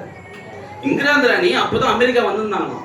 அப்ப இருந்த இங்கிலாந்து ராணி இந்தியா அமெரிக்கா வரும்போது அந்த இங்கிலாந்து ராணி அம்மா உங்க வீட்டுக்கு வந்திருந்தா கதவு திறந்து, ஓ ராணி அம்மா என் வீட்டுக்கு வந்துக்கிறீங்க, எவ்வளவு ஆச்சரியமா இருக்குமா? அவாசிமா, ஓ என்ன, நீங்கள் உள்ளே வாருங்கள் மகாராணியாரே, என் வீட்டில் உங்களுக்கு தேவையான ஏதாவது இருந்தால் நீங்கள் அதை எடுத்துக்கொள்ளலாம் என்று சொல்லியிருப்பீர்கள். நீங்கள் அவருடைய குடிமகள் இல்லை என்றாலும் அவருடைய முக்கியத்துவத்தின் காரணமாக அவர் ஒரு ராணி, தேசங்கள் என்று வரும்போது பூமியிலேயே மிக சிறந்த ராணி, மிகவும் சக்தி வாய்ந்த ராணி. உங்களில் எந்த பெண்ணாக இருந்தாலும் இங்கிலாந்து ராணி உங்கள் கதவருகே வந்ததை எண்ணி பெருமை அடைந்திருப்பீர்கள். அவர் அப்படி செய்திருந்தால் என்ன நடந்திருக்கும் என்று உங்களுக்கு தெரியுமா? அவர் அப்படி செய்திருந்தால் அடுத்த நாள் தொலைக்காட்சிகள் அதை முழுமையாக பதிவு செய்திருக்கும். ஆமென். ஹல்லேலூயா. பாத்தியமா அப்பச்சு செய்தித்தாள்கள் அதை வெளியிட்டிருக்கும். இங்கிலாந்து ராணி தன்னை தாழ்த்தி உங்கள் வீட்டுக்கு வந்தார் என்று சொல்லி இருக்கும். பாத்தியா, இங்கிலாந்து ராணி தாழ்த்தி நானு இவங்க வீட்டுக்கு போனேன்னு சொல்லியிருப்பாங்க. ஆமென். முதல்ல கேட்டாங்க, என்ன உங்க வீட்டுக்கு வந்து அவர் என்ன கேட்டாரு? கேட்பாங்களா? கேட்க மாட்டாங்க. அடுத்த நாள் பிகைன் மூட்ஸ், கலாட்டா எல்லா யூடியூப் சேனலும் உங்க வீட்டுல தான் இருக்கும். கேட்டா இல்லையா? இல்ல சொல்றாரு 57 பாருங்களேன், அப்படிப்பட்ட சிஎம்ஏ உங்க வீட்டுக்கு வந்தா அவ்வளவு பிரபலம் ஆயிடுவன நீ, இப்போ உங்க வீட்டுக்கு யார் வந்துக்கிறான்னு பாரு. யார் மிகவும் முக்கியமானவர்? இங்கிலாந்து ராணியா, சிஎம்மா அல்லது கர்த்தராகிய இயேசு கிறிஸ்துவா? பாராட்டுகிறோம். ஆனால் செய்தித்தாளில் வர வேண்டும் என்றால் நீங்கள் அதற்கு பணம் செலுத்த வேண்டும். பின்பு அது எழுதப்படுவதற்கு முன்பு பாருங்க, நீங்க கேளுங்க அம்மா, மதியம்மா கேளுங்க, சங்கீதா சார் கேளுங்க. சும்மாவே போயிட்டு எப்பா என்ன லைவ் டெலிகாஸ்ட் பண்ணுப்பான்னு சொல்லி ஒரு நியூஸ் சேனல்ல போய் கேட்டா தருவாங்க? உங்களை லைவ் டெலிகாஸ்ட் பண்ணுவாங்களா? சரியா மூஞ்ச போய் லைவ்ல எல்லாருக்கும் காட்டுங்க சார், உலகம் ஃபுல்லா காட்டுன்னு சொன்னா காட்டுவாங்களா?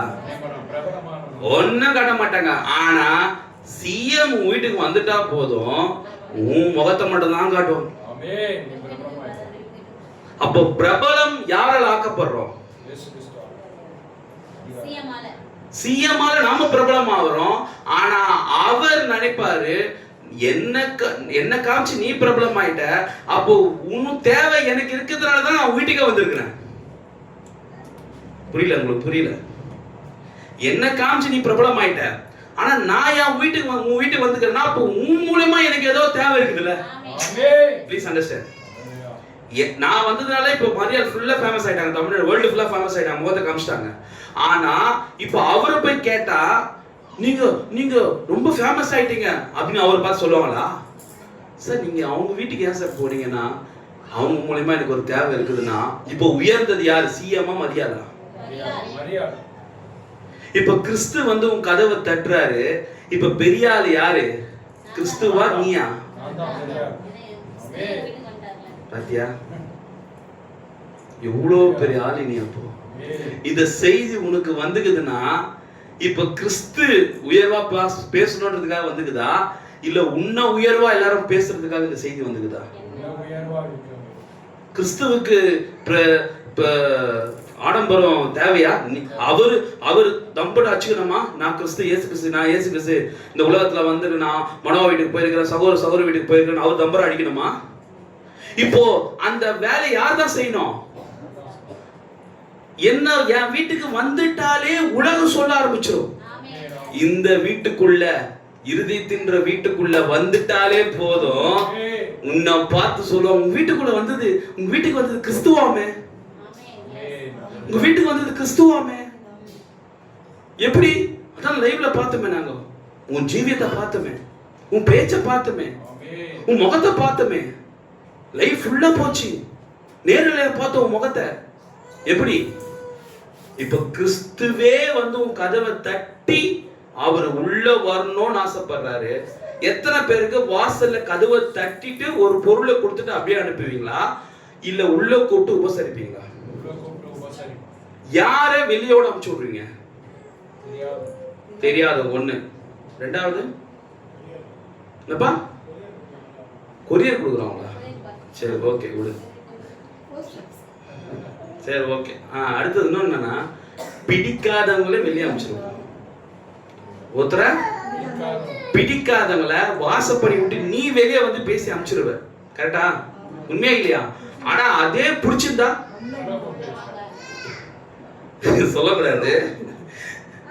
என் மனைவி சரி நானே ஏத்துக்கிறேன், யாராவது சொல்ற வீட்டுக்கு வந்தா இது பாத்ரூம், இது பெட்ரூம், இது கிச்சன், இது ஹால், ஏன் காட்டுறோம்? ஏன் காட்டுறோம்? ஏன் காட்டுறோம்? இல்ல இல்ல இல்ல இல்ல, நான் இப்படிப்பட்ட வாழ்க்கை வாழ்ந்துருக்கிறேன்றத காட்டுறேன். அதே படத்துல சொல்றாரு, கிறிஸ்து கதவை தட்டி உனக்குள்ள வந்துட்டா தலைக்கு போறதுக்கு அனுமதி, குடலுக்கு போறதுக்கு அனுமதி, உன் காலுக்கு போறதுக்கு அனுமதி, உன் கிட்னிக்கு, உன் இருதயத்துக்கு, எல்லா பேக் பாஸ்க்கும் போறதுக்கு அனுமதி. அவரு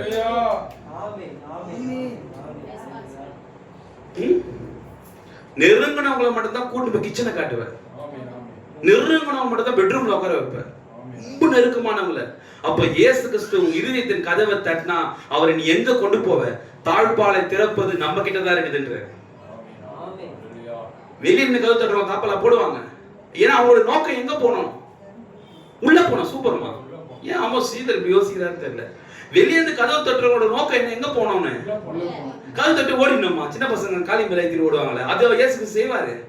கதவை தட்டுறா, பட் ஜென்டில்மேன், பக்கா ஜென்டில்மேன் கதவை தட்டுறாரு. பாருங்க, இன்றைக்கு கிறிஸ்து கதவை தட்டுறது இது பெரிய சப்ஜெக்ட். சுருக்கமா பேஸ்மெண்ட் போடுறேன், வர சண்டே நமக்கு இது விளக்கமா சொல்றேன். கிறிஸ்து கதவை தட்டுறாரு. இந்த கதவை தட்டுறதுக்கு மெயினா தேவைப்படுறது, நீயும் பாடியில இருந்தா கிறிஸ்துவ என்னவா இருக்கணும்? நீ ஆவியா இருந்தா கிறிஸ்துவ ஆவியா இருப்பாரு. ஆனா நீ சரீரத்துல இருந்தா சரீரத்துல இருக்கிறவங்க கிட்ட கிறிஸ்து எந்த வழியில வந்து பேசுவாரு? புரியுதா? எல்லா பெந்தகோஸ்து சபைக்கும், எல்லா சபை ஸ்தாபனுக்கும் இந்த செய்தி யார் கொண்டு போனா? எப்படி கதவு தட்டினாங்க?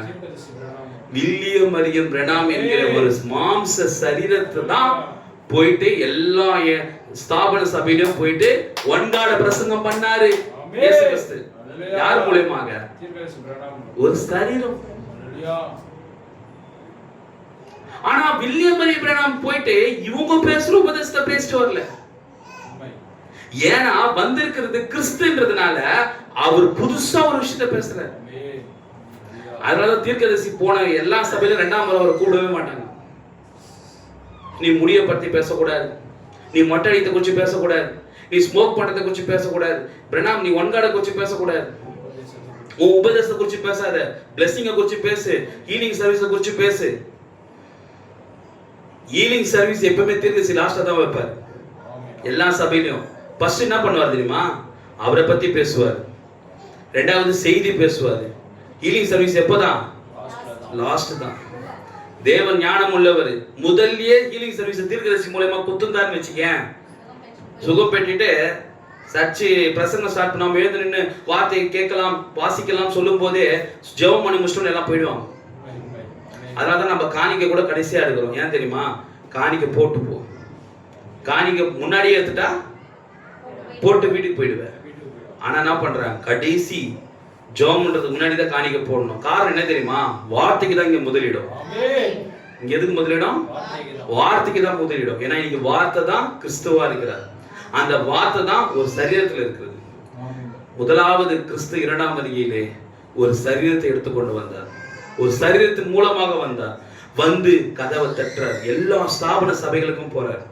தீர்க்கதரிசி வில்லியம் மரி பிரானம் மூலமாக கிறிஸ்து தான் போய் கதவை தட்டுறார். ஹல்லேலூயா. பாருங்க, அப்ப இந்த செய்தி அவர்கிட்ட வந்தது ஃபர்ஸ்ட். இப்போ அந்த கதவை யார் திறக்கிறாங்களோ அவங்களுக்கு தான் இனி கிறிஸ்து வருவார். புரியுதா இல்லையா? தீர்க்கதரிசிக்குள்ள கிறிஸ்து இருந்தா நீ பிலீவ் பண்ணா மாத்திரம்தான் உனக்குள்ள அந்த கிறிஸ்து வருவார். சரியா இல்லையா? அப்போ ஃபர்ஸ்ட் அதை நீ விசுவாசிக்கணும். அப்புறம் தான் இன்னைக்கு உன் மூலமா அவர் கதை தட்டுங்கிறாரு.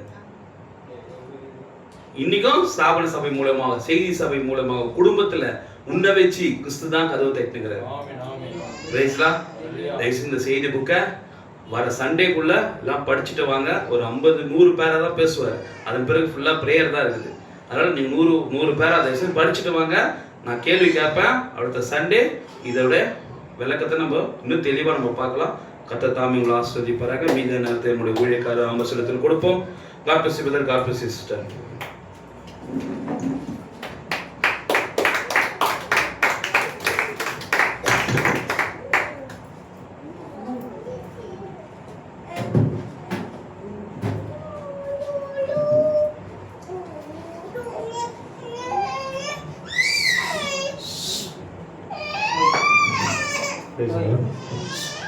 Praise the Lord. No later than a boom.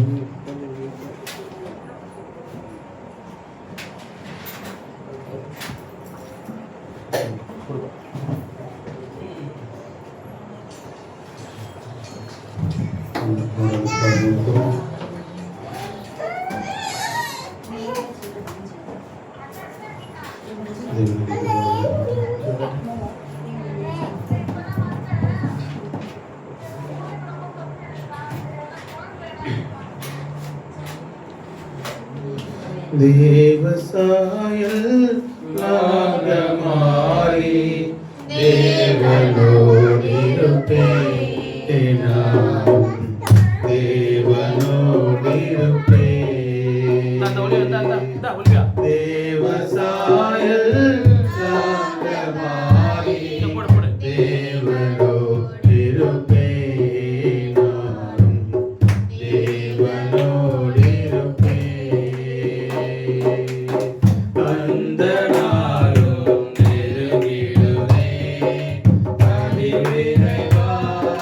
நிறைவேறும்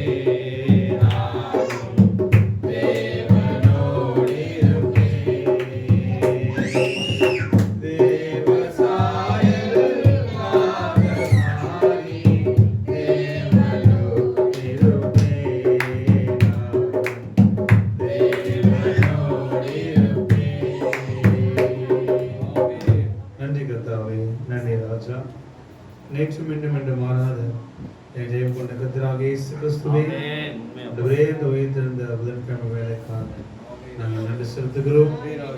தேவனே நீர் ஆதியில் எப்படியா வெளிப்பட்டீரோ ஆண்டவரே நீ முடிவு மட்டுமாய் அப்படியா வெளிப்பட்டு கொண்டிருக்கிறேன். இந்த மகத்தான ரகசியத்தை கர்த்தாவே நாங்கள் கண்டுகொள்ளும்படியாகும் ஆண்டவரே விசுவாசிக்கும்படியாக நீ தந்த அந்த நேரத்துக்காக நான் நன்றி செலுத்துகிறோம். ஆண்டவரே இதோ கிறிஸ்து கதவை தட்டுகிறார். ஆண்டவரே இதோ நாங்கள் துளைந்து போயிருந்தோம், ஆண்டவரே மறந்து போயிருந்தோம்.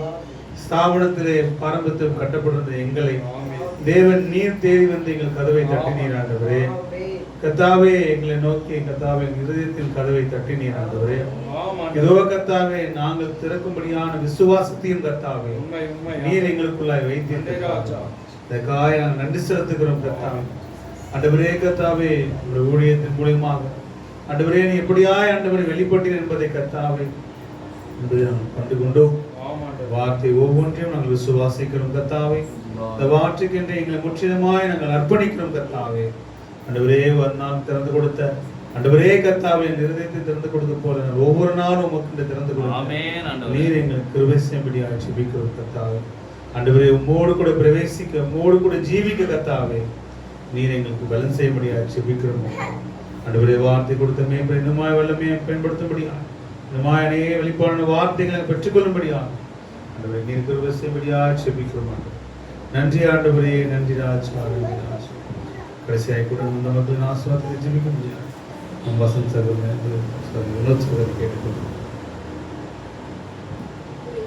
ஸ்தோத்திரிக்கிறோம்.